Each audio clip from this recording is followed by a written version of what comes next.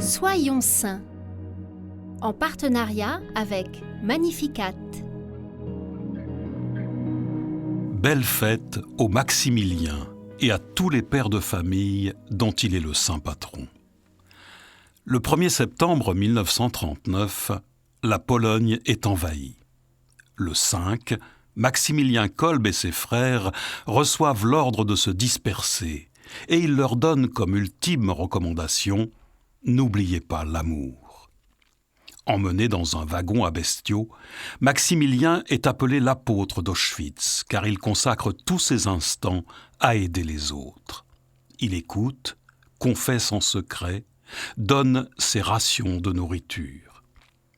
En juillet 1941, Maximilien Kolbe entre dans le bloc 14. Quelques jours plus tard, les sirènes du camp hurlent. Un prisonnier manque à l'appel. Les 600 hommes du bloc sont alignés par rangées et 10 d'entre eux vont être choisis par un officier qui passe lentement dans les rangs. Il ne s'arrête pas devant Maximilien. Lorsqu'il choisit un homme nommé Francis, celui-ci éclate en sanglots. « Ma femme, mes enfants !» Maximilien sort alors de sa ligne, se dirige tranquillement vers l'officier stupéfait, puis lui demande s'il peut prendre la place de ce père de famille. Le commandant accepte et Francis peut reculer. Il assistera plus tard avec sa famille à la béatification de Maximilien. Ces hommes sont enfermés ensuite dans une cellule vide, privée de lumière, d'eau et de nourriture. Encore une fois, Maximilien va se dévouer à chacun et aider tout le monde à mourir.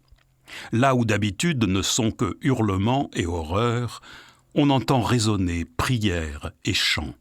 Sa voix porte jusqu'aux autres cellules et de nombreux prisonniers unissent leur voix à la sienne, si bien que des survivants diront avoir eu l'impression d'être dans une chapelle. 2 semaines plus tard, les SS trouvent Maximilien vivant, en prière. Il tend son bras au bourreau, qui lui injecte une dose d'acide carbonique qui le fait mourir rapidement. Exécuté le 14 août, la veille de l'Assomption, le chevalier est ainsi fêté le jour tout contre celui de sa dame.